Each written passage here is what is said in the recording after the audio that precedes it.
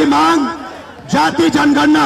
बिहार में चुनावी रण सजने को तैयार है और ऐसे में बिहार में राहुल गांधी की आज यात्रा है। ऐसे राहुल गांधी की बिहार में ये पिछले 5 महीने में 5वीं यात्रा है और लगभग सभी पार्टियां, चाहे वह कांग्रेस हो, Bharatiya Janata party, JDU, RJD, सभी पार्टियां बिहार में अपनी अपने तरीके से अपनी रैली कर रहे हैं। ऐसे में सभी लोग वोटरों को अपने पक्ष में लाने का प्रयास कर रहे हैं, जिसमें सबसे ज्यादा जोर पिछड़े और SC ST वोटरों पर सभी पार्टियों ने जान झोंक दी है, जिससे SC ST और पिछड़े वोटरों को अपनी तरफ लाया जा सके। ऐसे में राहुल गांधी बिहार के दरभंगा पहुंचे, जहां पर राहुल गांधी शिक्षा न्याय संवाद कार्यक्रम में शामिल हुए, लेकिन परमिशन ना मिलने के कारण राहुल गांधी जैसे ही अंबेडकर हॉस्टल पहुंचे, वहां पर उन्हें जाने की परमिशन नहीं दी और उन्हें रोक दिया गया।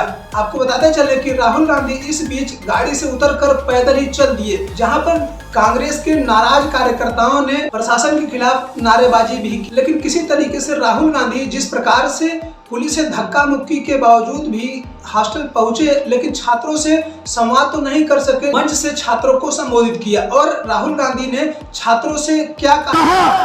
हमने नरेंद्र मोदी से कहा, पार्लियामेंट में कहा, तुम्हें जाति जनगणना करना पड़ेगा। हमने उससे कहा कि तुम्हें संविधान को यहां माथे पर लगाना पड़ेगा। नरेंद्र मोदी जी ने आपके दबाव से डरकर जाति जनगणना हिंदुस्तान में घोषित किया है।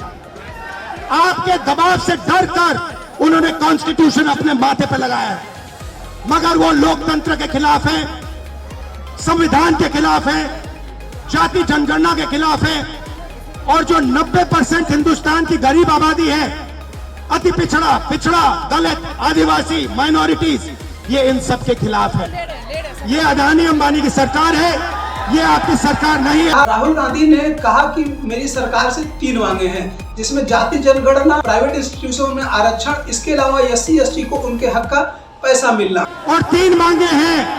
पहली मांग जाति जनगणना, दूसरी मांग प्राइवेट इंस्टीट्यूशंस में, प्राइवेट स्कूल्स और कॉलेजेस में रिजर्वेशन, अति पिछड़ा का, OBC का, दलित का, आदिवासी का। तीसरी बात SC ST सब प्लान, जो आपका पैसा है, जो आपको नहीं दिया जाता है, आपको वो दिया जाना चाहिए।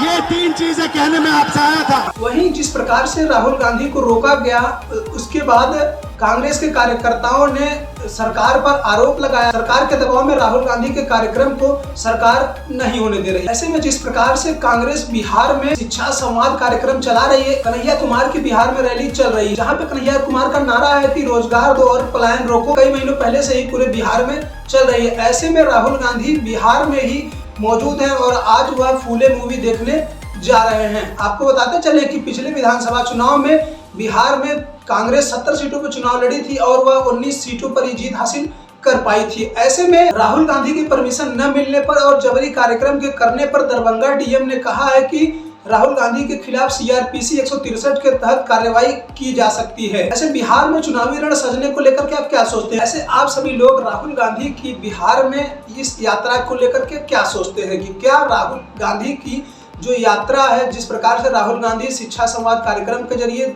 दलित वोटरों को, OBC के वोटरों को, पिछड़े वोटरों को अपने पाले में लाने की कोशिश कर रहे हैं, उनकी यह यात्रा कितनी कामयाब हो पाएगी? आप सभी लोग क्या सोचते हैं? अपनी राय जरूर